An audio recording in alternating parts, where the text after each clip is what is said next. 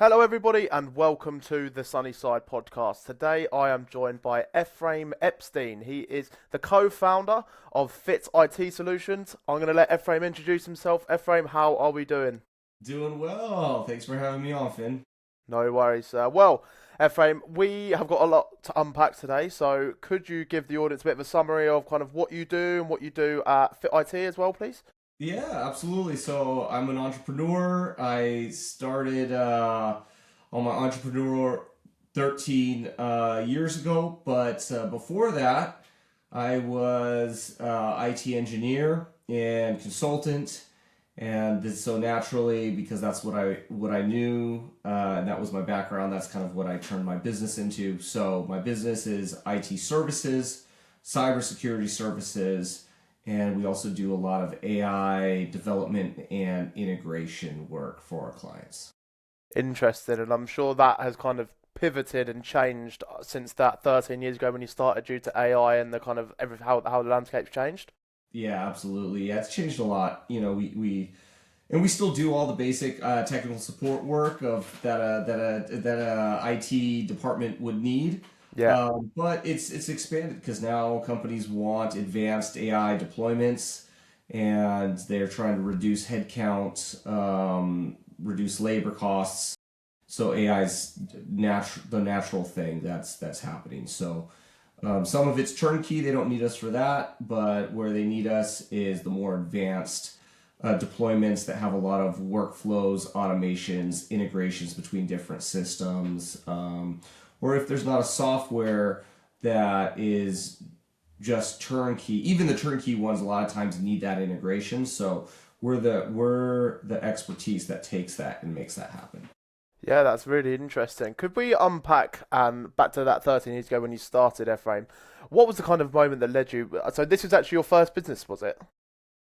Yeah, I mean, I did some other little entrepreneurial Yeah, things when I was a teenager, but I didn't ever had like a proper business. So this was my first true business where I had to survive, I had to make it work.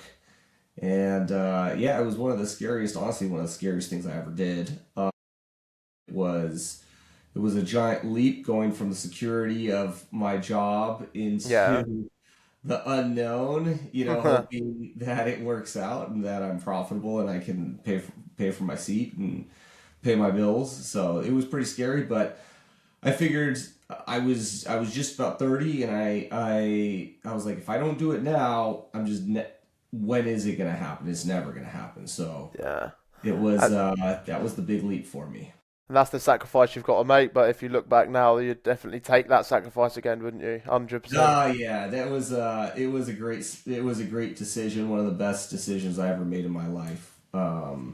It changed the entire trajectory of my life and my family as well, and Absolutely. even a lot of my friends that are associated with me in the business. So it was a good thing, but at the same time, it's like you gotta just make it happen. You just Yeah, that's gotta do it.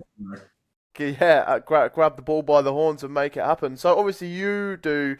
So you're quite a big MSP. Do I call you? Were you more of an MSSP or an MSP or? Both. We're traditionally an Yeah. MSP, but we are now an MSSP. I think nowadays every MSP calls themselves an MSSP.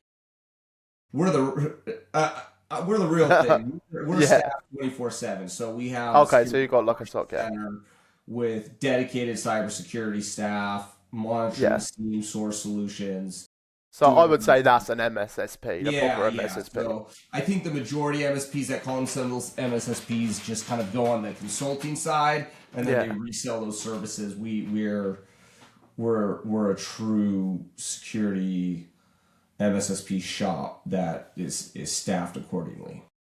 So obviously you are quite a big MSSP. Then you've got how many employees have you got? You got like a few people. Yeah, so we're about 116 employees currently. Okay, And cool. that's a combination of the majority is in the U.S. We have about 18 employees that are international.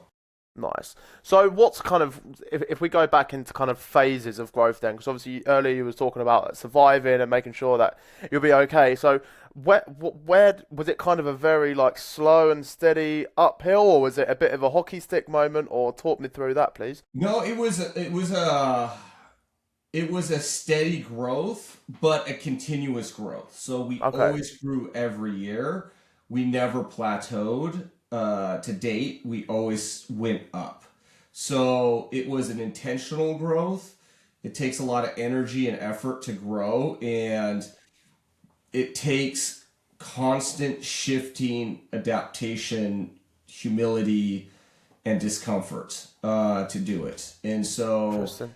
a lot of business owners, I met with a business owner in the same industry as me, and I'll just give you a little insight. In he's the same age. His business was like $3 million, three and a Yeah. half. My business did 35 million, Mm. and but he paid himself basically from the time he started. He was been just always paying himself. He's financially disciplined. He runs a very lean shop. He's been paying himself very, very well. I freaking drove a busted forerunner for the first 8 years of my business Really? with 300,000 miles on it, putting every single penny back into staffing, sales, engineers, stuff that half the time didn't even work out. But I was like, at all costs, I was going to grow, right? So that was the difference. While he's living cush, I'm living on crackers for the first decade almost. That's actually really interesting because every single business owner says that they want to actually scale up, aggressively scale, but that said right there, like, do they actually want to go through that? Like, I don't know. So you wasn't really taking a lot of money out. You was just kind of scraping by. Yeah, and I'm just highlighting the financial, but I mean, the business is changing. You have to make big decisions. As an engineer in the early times, I mean, no one cared as much as I cared. Of So course. the from a technical delivery standpoint, I was always making sure things were done right, fixing problems, putting out fires, and for a long time, no one did it as good as me. I had to make and that magic person never came, right? So I had to say, I had to make a conscious decision that I'm capping uh, the business growth unless I change. So I had to make a deliberate change that was very intentional, very difficult, where I told the team, guys, as of this date, I forgot what the exact date was, but let's just say it was, Yeah. today's March, and I say April 1st, and 4 weeks from now, I'm not going to touch another ticket. And I'm not going to do it unless it absolutely is an emergency to the point that we're going to lose the customer. Otherwise, it's going to all be on you. We need to train, we need to prepare, and here's the reason why it's happening. This is the intentional reason. I'm going to be focusing on sales. I'm going to be doing these other things, and the business is not going to grow. It's not going to provide opportunities unless I get out of the way and stop engineering, right? So that was a very difficult thing. And I see other business owners in the space getting stuck in that, and they don't break out of that because they feel no one can do it as good as them. And that goes for Mm. every role. And the answer that the answer is, in the beginning, no one ever will do it as good as you. Um, so you have to accept 70% is good, and no one's going to do as many things. So you have to accept that you're going to have to spend more money for more people to do just components of what you do and compartmentalize it. And then you can start to, improve on that, build processes, add people, and then you can create opportunity for those people. And then eventually they will start to do things better than you, but that takes a long time. That's actually really interesting. So your kind of thought process as the CEO is you're just kind of working your way out of the business. Is that kind of what you were trying to do? Not out of it, but like Out away of the from the current role, operation. out of Yeah. the current role, I'm not working myself out of the business, but I worked myself out of the delivery. And then I worked to a certain degree out of certain tasks, like in finance or sales, right? So that I can do other things that are going to move the business better. Because usually we have a vision of what needs to happen in the business, but time is an issue. So to be able to, and skill set. So to be able to focus on the skill set and give it the proper time and attention, you have to give something up. So you got to give something up to get something new. So you have to give something up, but you can't have the business implode in the process. So you have to create process and then train people on those processes That's to really be able to interesting. do that. It's intentional. It's hard. Yeah, that's it is hard. Yeah, that sounds very hard. So, what do you think have been some of the skills? So you're talking about skill sets and upskilling. What do you think have been some of the skills that have been detrimental to your success? Do you think? Sales, being really good at communicator, really good at sales, leadership, and negotiation and financial literacy. Those are all skills that in this space, usually founders in this space, especially in the tech, are kind of like me. They came from a technical background Yeah, and they don't embrace certain skill sets like sales. In fact, a lot of them don't even see sales as a skill. They see sales as a job they never wanted to do, and that salespeople are beneath them. That's how they yeah, see it.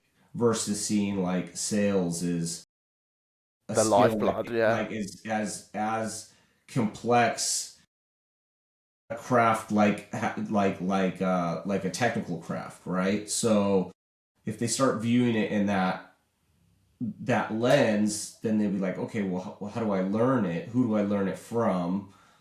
How do I get repetitions in? How do I get practice in? And then they can start to learn that skill set. Because if you're not adding revenue, it's your business is going to stall. It's not going to, no matter what you do, it's not going to get there. And you could go. Most of our businesses all grow by word of mouth, which is true.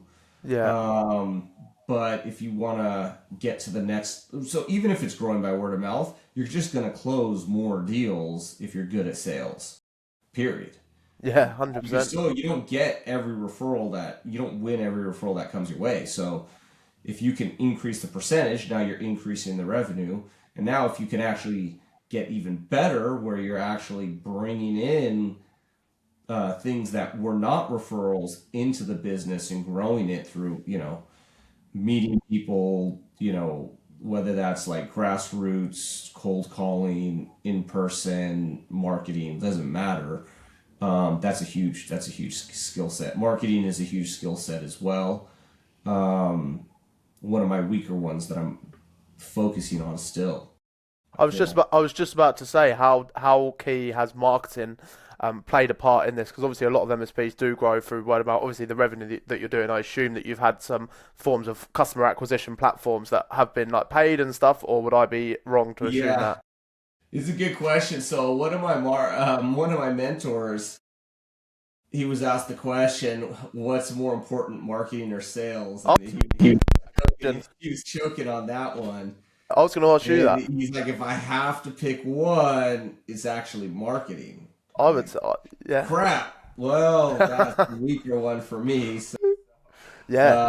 and I think that's a tough one. That's a tough one for our industry This is in such a tough general. one because, like you said, everyone is in a very technical kind of background, and they're not very good at the sales and the go-to-market strategy. But that's very interesting. Obviously, marketing is kind of just sales with lots of leverage, isn't it? You put like with a no marketing, sales is kind of like it's good if you got referrals. But so have you not really done too much of like the paid ads or stuff Yeah, like that? we do paid ads, we do all kinds of things, and we're always shifting. We're always trying new stuff. Yeah, Um, I don't think we ever, I think even if you find something that works well, it only works well for a while and then it shifts, right? So I think there's that kind of moving target that frustrates a lot of people as well. And I also think there's a lot, it's frustrating because you'll spend a lot of money and not see the return on it. And you're just like, man, I No. feel like I'm just like, I could do so much more with that money, or I could take that money. Like, owners feel that 10,000 here, $20,000 here, you just keep shelling out, shelling out, shelling out, and you're not getting anything in return.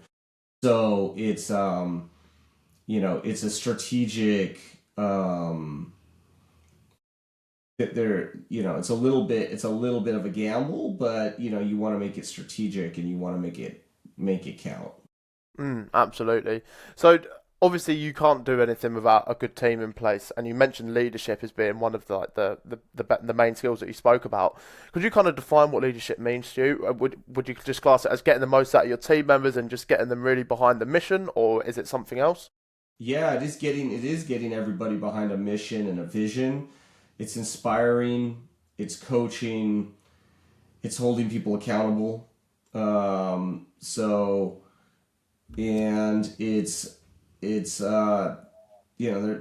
a lot of facets and components, and there's people that have some natural abilities that make them good leaders. Yeah. But I would say leadership is a skill, and you can learn it one of two ways.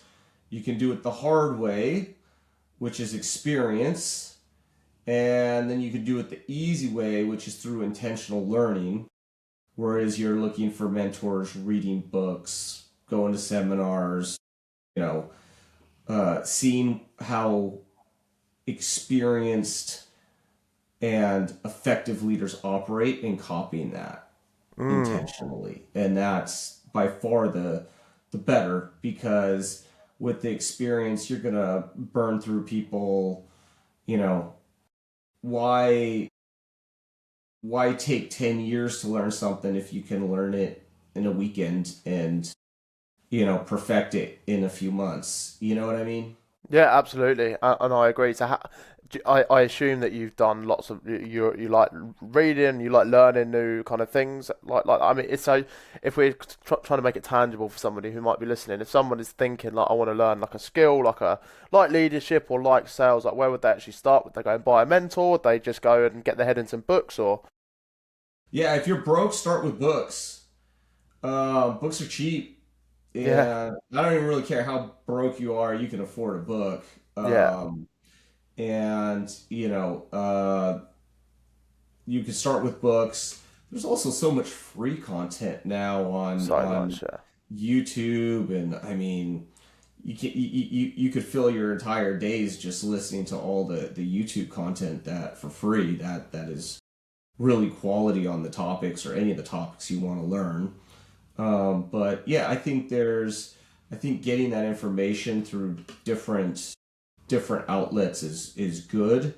And to start, I would just pay for books and listen to YouTube content and do things like that. And then the advanced thing I would do is start going to like boot camps, seminars, things of that nature.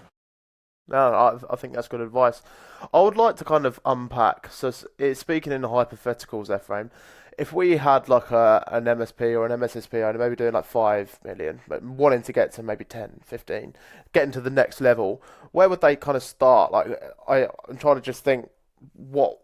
Where could they actually what could they take away from this? There must have been some stuff that like once you've got to like say the level like 5 million, and then you think okay, now we need to get to the next level, and there's always something that you need to kind of break through and do to get to the next level. Yeah, I would say if they're in that 3 to 5 million dollar mark, uh, their challenge is this: they have a good team.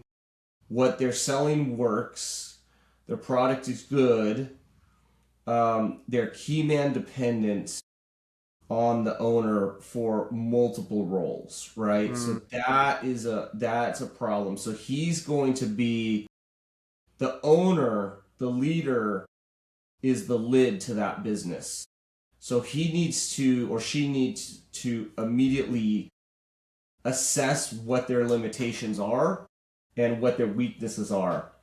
They need to be transparent with themselves and honest with themselves, and they need to write that down.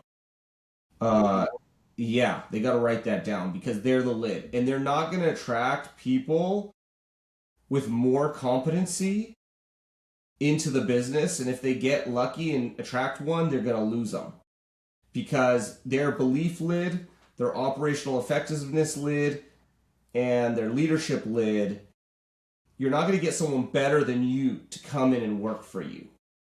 Of course. So you're the lid to the business. You got to raise yourself up. And you have to start by knowing what your weaknesses were. My weaknesses, when I was at the $7 million mark, that became glaringly apparent was my ability to do sales and my financial literacy. And so I intentionally I hired a CFO to coach me externally. I started reading about it, learning about it, and I did the exact same thing. Got a sales coach, started going to sales boot camps, started doing Cardone University, started practicing role playing, doing things I needed to do. Additionally, they need to live below their means. So not because at that size, you're at a place that you can start taking money and feeling good about yourself, but you're not going to have any money to hire. So they need to stay broke, and they have to look on their financial statements. Like, this is what I see a lot, especially when they go to sell. We'll go look at like someone trying to sell. You look at their financial statement, they're like, oh, well, I'm pulling this, I'm pulling a salary of this, and then I'm doing distributions, and I'm writing my car off, and then I got my wife and kid on payroll. And they have a break-even business essentially because they're funneling all the money. When they try to say it, or when they try to sell it, they're doing those ad backs to say, "Oh, this is the real value." Yeah. But the buyer's not that dumb because if they leave, guess what? They have to put someone else in. And how much is that guy going to cost? He's going to cost a lot, almost the same that is. So they're not building a super valuable business like they think they are, and they're capping themselves because what they need to do is they need to be hiring more talent. They need to be hiring salespeople, building out sales processes. They need to be hiring more high-level engineering. Should not be doing any engineering. They should be hiring account managers, project managers. That's what they need to be spending their money on. And so if they're living a lifestyle business, doing that nonsense, and thinking they're hot stuff, and not being humble about their situation and what their limitations are. That's why most of them don't break through it. Yeah. And they don't want to do the hard stuff. They don't want it. They're comfortable, and to stretch it hurts, and then they knock back down because It's horrible, isn't it? It's horrible. Yeah. You got to start adding middle management. They're not going to do it the way you do it, so now you got to build all these processes, which is better to build the processes first, bring them in and train them versus hire them and build the process. That's actually so interesting that you say that. So, what do you think that a CEO should be spending their time on there? Because obviously you're saying, so just focus on the one vertical that they're an expert in and hire everything else? Yeah, they need to focus on leading the team. Obviously, they can't get away from dealing with catastrophes and financial stuff, but they need to work on sales. They need to get money in the business. That's the number one job they need to do, is make sure that's their report card. That's, if they're good, that's their KPI. How much revenue, how much net profit, client satisfaction throughout their organization, and that is their report card. So if they're sucking at those, then they need to have a wake-up call and realize that they need to change, or they're just going to stay stuck or get knocked back down a few pegs. It's actually really insightful to hear it from you. When you're like looking to hire, are you looking to hire? How do you attract like the A players, like the real people who you know are like, okay, I need this guy in my business? Like, how do you actually do that? How do you get behind them and get them involved in the mission? Oh yeah, okay. I'll give you two tips. So number one, I should have been a recruiter. As a business owner, you should become a recruiter, and you should get you should be able, you even hear a whisper that someone is good, or you sniff that someone is good, you need to become like a bloodhound trying to recruit that person. I'll give you an Yeah, example. please. I was on a sale. This is not one example. I've already done this 3 times. I've been on sales calls where someone says, "Oh, I hate my old IT, but this one guy, he's really good." Blah blah blah. Oh, really? Maybe I know him. What's his Yeah. name? Blah blah blah. If they drop his name, I wait for no introduction. I find that guy. I call him, and I wine and dine him. I take him to lunch. I do all kinds of things to try and attract that talent into my organization. Obviously, there Really? has to be cultural fit, but I've done that successfully multiple times. Um, if every time I need to hire, I go to my team, even though I've asked them a million times, I'm like, hey, who do you know that you worked with in the past that was really good?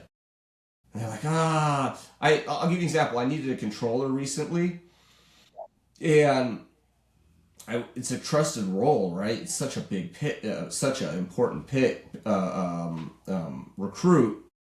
I didn't just want to open it up unless I absolutely had to.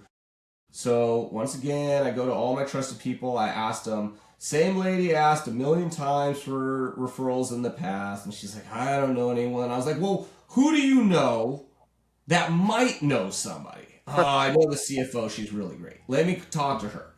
I call this lady Angela. Never met her in my life. Hey, this is my name. We have a mutual friend. Blah blah blah.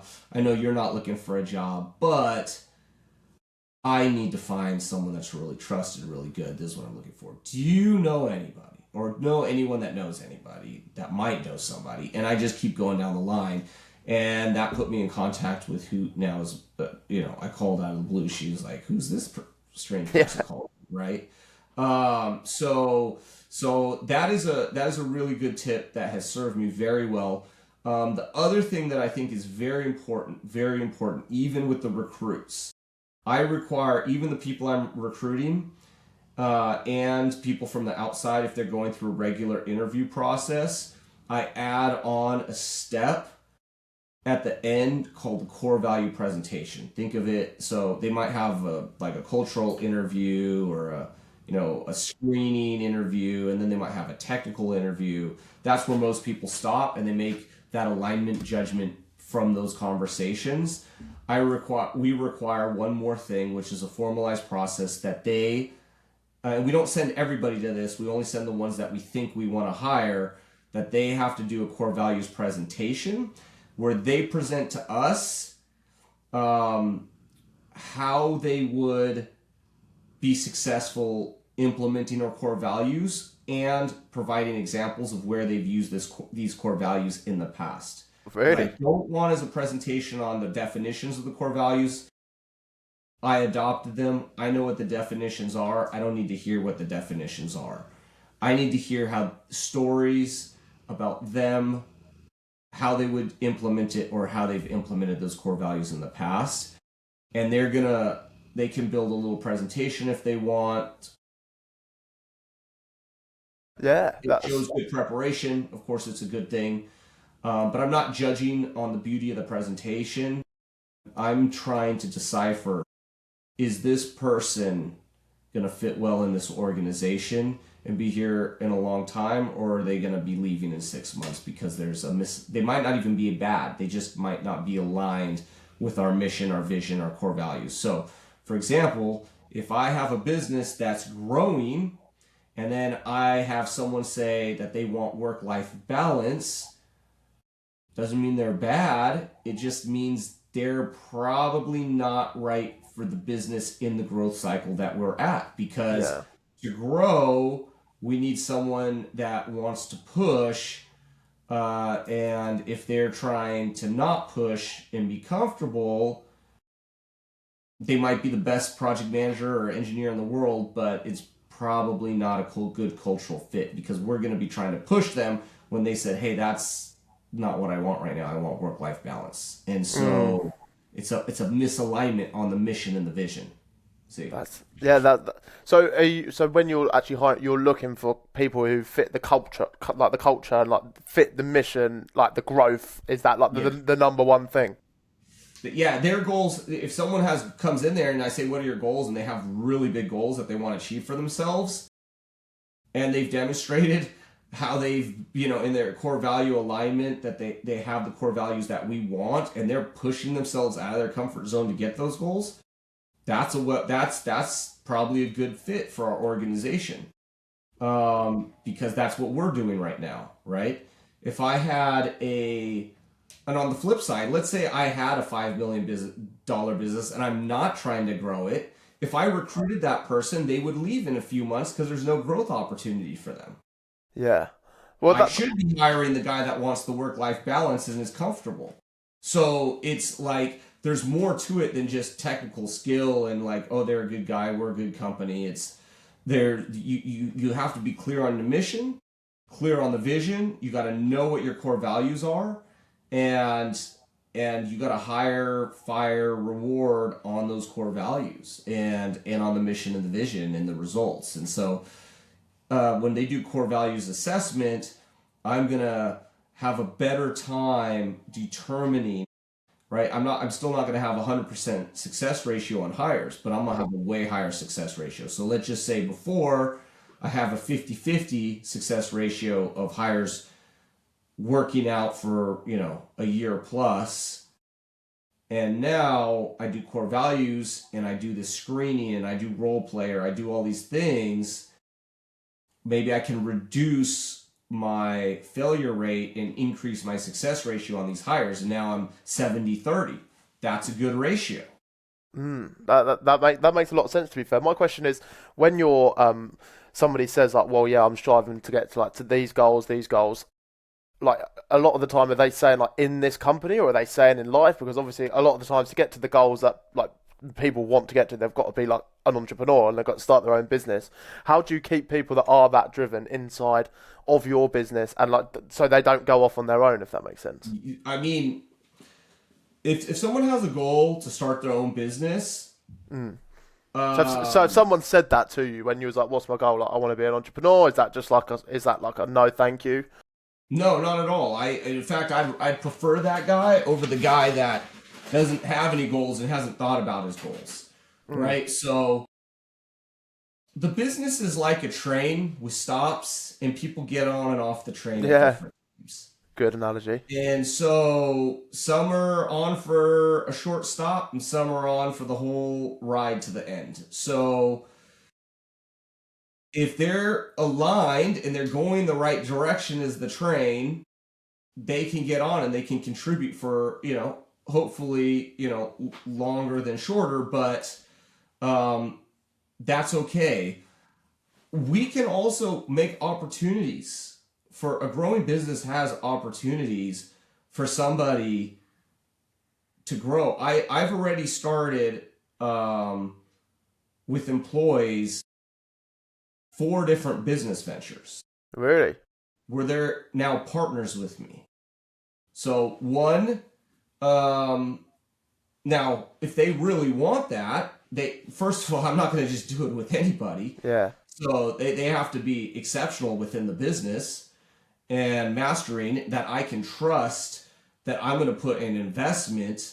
Otherwise, they're going to just have to take all the risk. But if I'm going to co-risk, right, some money to set something up, and we're going to set up a structure, right, they might take less money because they, I have my COO, who's been with me for many years, very trusted, dear friend. And we said, hey, we want to create a business unit that just goes after government contracts. That's not what we do right now. She's minority and a woman. And I said, why don't we take advantage of that? Something that I couldn't do on my own. Let her build out that business unit, go after that business, and we become partners on that, right? And there's opportunity on that. So, some of those things reveal themselves over time. But here's the big thing. If, as the owner, you don't have big goals for yourself and you don't have big goals for the business, you're not gonna be retaining people or even attracting people with big goals, because there's no opportunity. You can't, at 5 million, what opportunity are you gonna make for the guy that wants to make $1 million a year? You're not. You Yeah. can't. right? So you have to grow and force the business to grow to make opportunity, or people will be getting off the train sooner rather than later, just because, you know, that's the catch. A lot of employees don't love growth because it's very uncomfortable, but they all want promotion and raises. A lot of Yeah. times, the people don't connect those two things together. But I can't give a promotion, I can't give a raise unless I make more money and the business justifies it. So I either have to let that person just walk out the door, or I can force myself to grow and make opportunities for the people that want those opportunities. That is very insightful for me hearing that. To be fair, I guess my couple more questions before we wrap up, Ephraim, is what do you think has to change, or like what's kind of stopping you from getting to that next level? Because obviously, I know obviously we spoke about before, like what you're trying to get to, like what's the blocker right now, and how do you think you have to change as a business owner and like business structure to get to that point? Yeah, I think my next, just for myself, kind of, there's obviously the stuff that I know and the stuff I don't know. So I'm Yeah, always trying to get feedback for the stuff I don't know from people that are better than me, that can, like, look at my gaps and tell me, and I humbly accept it and then execute on that. So there's things I don't know, because obviously I've never done more than 35 million. So I've never ran a company more than 35 million. yeah, I want to be over 100 million. So I need to learn from someone that's done that successfully so I can copy that. But I'll also say, I do know there's things that I can reflect on that I know that are broken within myself or within the business. So I have to become, like, once again, I have to level up my leadership skills, from how I handle my leadership. I have to create more processes that I can hand off to my COO, yeah. CIO, that they can do successfully. They have that they can then mimic and execute on. So that's really big. I know that I have to build a better sales and marketing engine, better than it is now, right? So even if I have a working one, it's a $35 million working one, not a Yeah. $100 million working one. So I have to build better and grow and adapt there. So that's kind of the big thing, is like executive leadership, revenue, client retention processes. And I probably need to get better at doing acquisitions and underwriting deals, so that I can take opportunities that they come and bolt those onto. Yeah, I was going to ask, have you done any acquisitions? Have you bought any customers, companies? I've done two. Yeah, I did a small one that was about, oh, they were doing less than 1 million a year, Yeah, and then I did another one that was not big, but more established. They had, like, I don't know, a team of, you know 14 or something like that, and yeah. doing like 3.5 million a year. That was the more, both challenging, both I was about to challenging. say, how did you find that? Is that in your plans to move forward and grow? Are you looking to do some more? I would like to do some more, but I don't want to take on any venture capital or PE or Yeah, anything like that unless we're over 100 million. The As they keep knocking, those guys keep knocking on my door, but I want my valuation to be so juicy that, like, that it's like, yeah, I got to be over that 100 million. yeah. So I'm not trying to let them get me on the come up. I want to be, yeah, Hold fire for that one. yeah, Yeah, yeah. So the with the acquisition side, I want to do more acquisitions, and I because I'm not using those groups to do it. Like, there's some disadvantages, or I shouldn't say disadvantages. I have some advantages, but it also is a little bit of a challenge too. Because I have to find deals that make financial sense, not just, I can't just be throwing money, and and just I hope think it, a lot of spraying and deals we praying. buy, they're overvalued and then they don't work out. But Is this what, when you said financial literacy, that was a key skill that you learned? Is that kind of what you mean, like this side of the finance? Yeah, that's a big one. Yeah, yeah. So, I mean, it starts with like understanding balance sheets, profit and loss statements, gross margin, gross profit, SG&A costs. Yeah, What should they be? What's the best? What are the top performing companies in the industry doing? What's possible? Um, Stack ranking against that, making decisions based on those finances, not just emotion or what you feel in the moment. And so it starts with that, but then it gets, it grows like, where do you invest the money? How do you invest it? If you're going into acquisitions, like being able to underwrite good deals. If you buy this business, is it going to, you know, and you invest this money, are you going to get it back, and when? yeah. That's it, isn't it? Are you going to get it back, and when? So when you have done these acquisitions, have you just kind of rebranded them as like FitIT, or are they still I separate did. Yeah, entities? I brought them in, so I rebranded them, and they were both businesses that were in my industry doing the services we're doing. So I didn't like branch out and go to some, I didn't buy like a software company, Yeah, which might be good if I had a strategic software that I wanted or needed. Um, yeah, well, nice. but I bought services companies that do what I do, so I knew how I wanted to deliver service, how I was going to run, integrate the teams, run the teams. And then I also knew, like, hey, what are these contracts probably worth? How many are going to probably stay? How many are going to use this as an opportunity to shop or leave because they don't, Yeah, things changed? How many of the staff are going to leave interesting. after we buy them?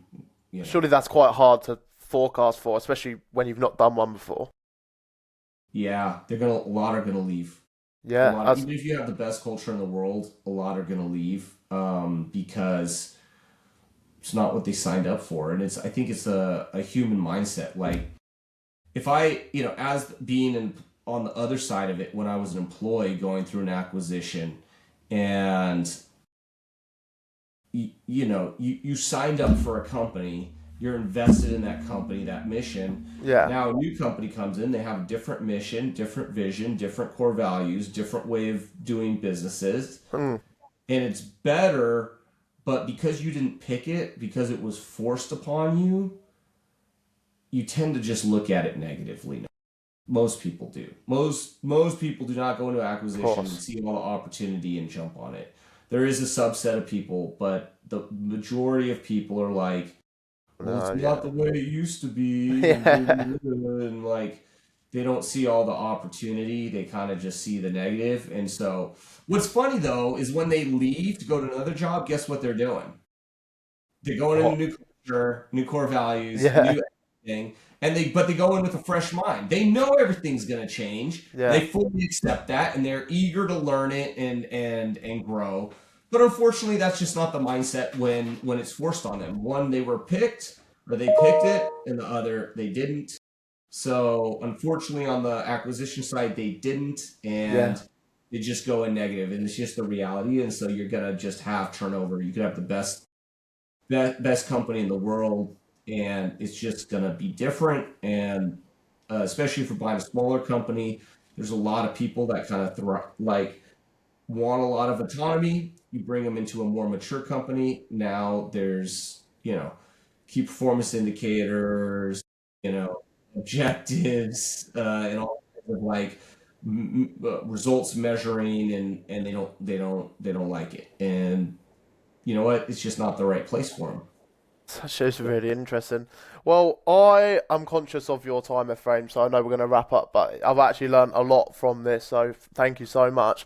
If the Absolutely. audience do want to get in touch with you, buddy, where can they find you? Yeah, you can Google my name. I'm all over on Instagram, Facebook, LinkedIn. You're everywhere, aren't you? Yeah, you can find me wherever you like to hang out. You find me on there. I'm a little bit on YouTube and Twitter, but I'm usually on those other ones more. And then, of course, our website, fitsolutions.biz. And then our AI is fit-ai.ai. Those are two of the main ones. I have two others, but I won't bother you guys with them. Well, listen, Ephraim, thank you so much for coming on. I appreciate it. Thank you, sir. Thank you, sir. Talk to you soon. Bye.